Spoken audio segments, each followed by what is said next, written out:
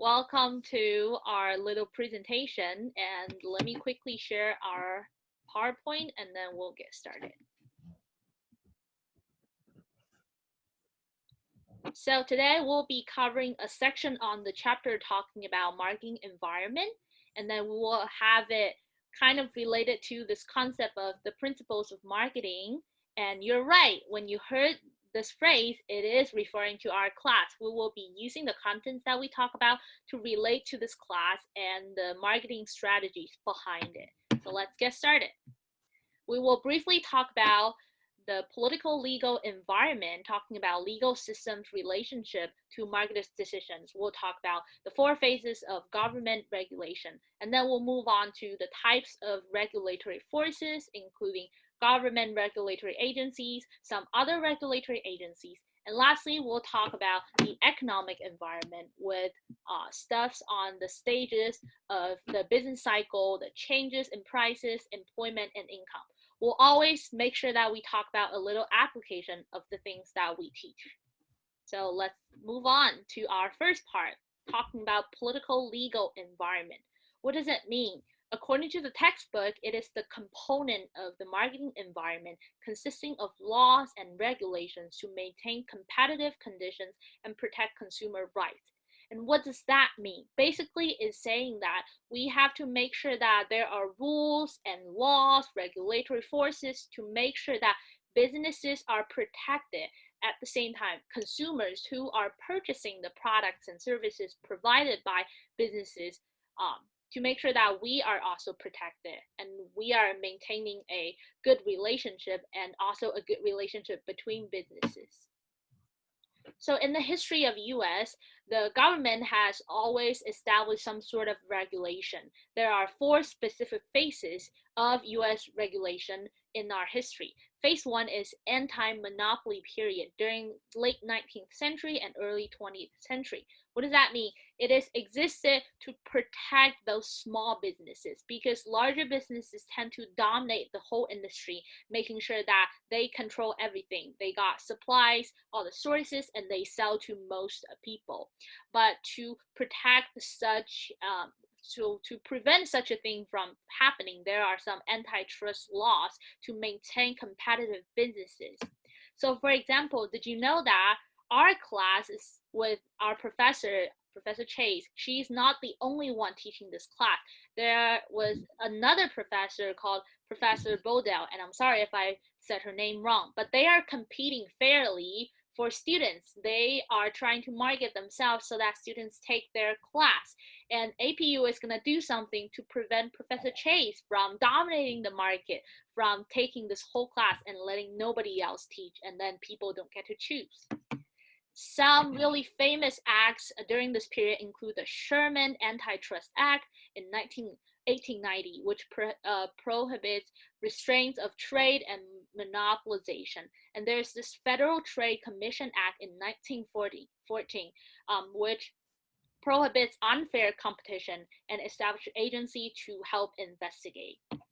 And moving on to phase 2, this is the regulating competition phase, which is that although now there is this competition between businesses, we want to make sure everybody play fair. We want to make sure that Professor Chase and Professor Bodell play fair.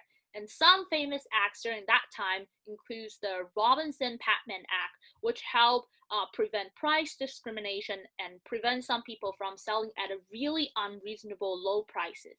And the other one was the North American Free Trade Agreement, which is able to remove tariffs and trade barriers for some specific businesses.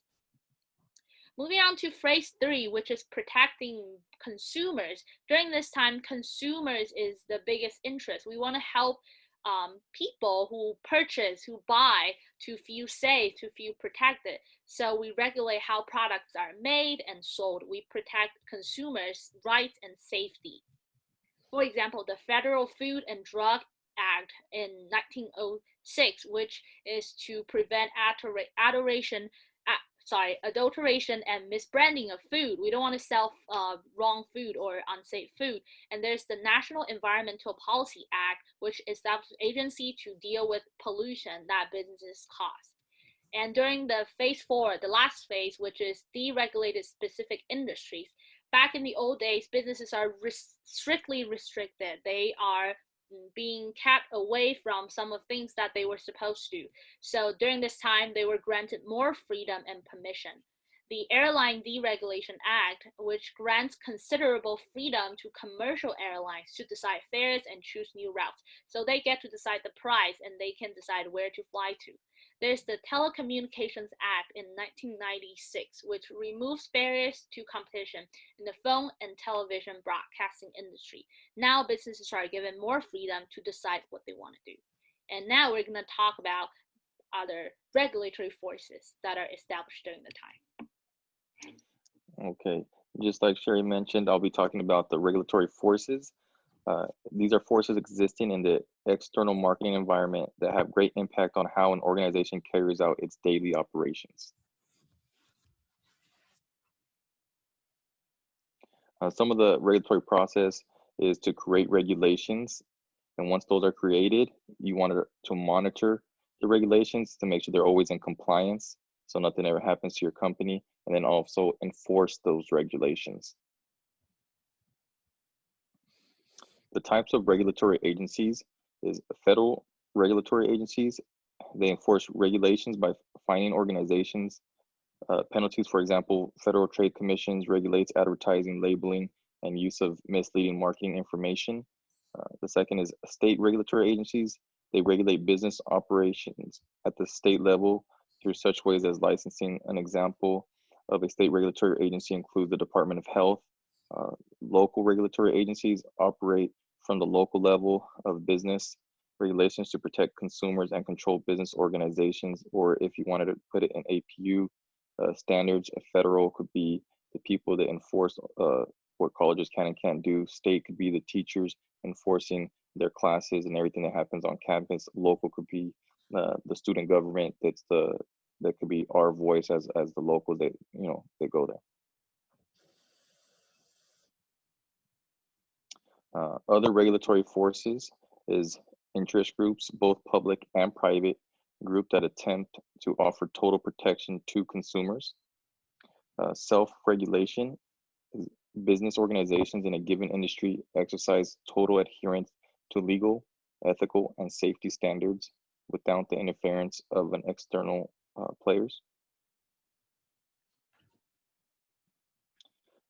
Federal regulation versus self-regulation. Federal regulation, there's a legislation. Orders are executive. They are administrative rules. Self-regulation is industry standards apply. There's policing, well-developed code of ethics, and the federal could be something like something statewide or nationwide, where self-regulation could be something where you work at Costco and something happens, and instead of bringing the federal into it, you can police it through HR or through a manager or something like that, and police your own people. All right, I will be talking about the economic environment. From the book, it says the economic environment consists of factors that influence consumer buying power and marketing strategies. First part is the stages of the business cycle. Overall health of the economy is influenced by the consumer's will to spend. So if the consumers are willing to spend a lot of money, then the economy will be good.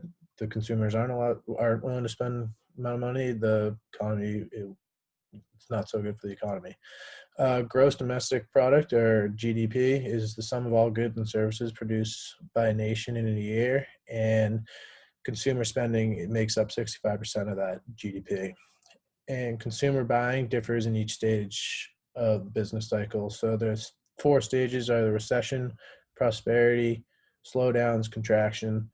Historically, the economy has followed a pattern of longer periods of expansions and shorter periods of contraction. 4 stages. Recession is a period of economic contraction lasting more than six months, and a contraction is the economy as a whole is in a decline. So in a recession, that means the decline is more than 6 months, and that's when it becomes a recession. Slowdowns, consumers are focusing on more basic functional products with a lower price tag. Consumers are limited to spending on travel, restaurants, or entertainment. Prosperity is when consumer spending increases, so the buyers are willing to spend more on products. This is when marketers tend to roll out new products. They raise their product prices to widen their profit margins. And to compare with APU, APU is its own economic environment, and this COVID-19 brought them into a slowdown, and they needed to cut back, and that's where the football programs cut because the profits weren't coming in. They needed to spend more to keep it going, and that way it made sense for it to cut. That way the university athletic can stay up in general. Another part of this is changes in prices. This is where inflation and deflation comes into play. Inflation is when prices are risen due to the excess demand of materials and the rising cost of materials, labor, and other factors that go into production of raw materials. Inflation is actually good for the economy to grow. It allows the economy to grow. Deflation, general decline in prices. This is not good for the economy. Products become more affordable. Layoffs, lower return on investments. Businesses do not gain profit. Deflation was experienced in the Great Depression in the 1930s. It was part of the 2008 recession. Lastly, was the employment and income. Unemployment is pretty much defined as people looking for work that don't have a job. Rises during recessions and declines during expansions. So during expansions are good for the economy because more people are at work. The income's steady. Recessions, it's not very good because there's less money, more unemployment, and consumers aren't willing to spend much money. More jobs equals more money spent on goods and services, which boosts the economy. Income influences the consumer's power to spend.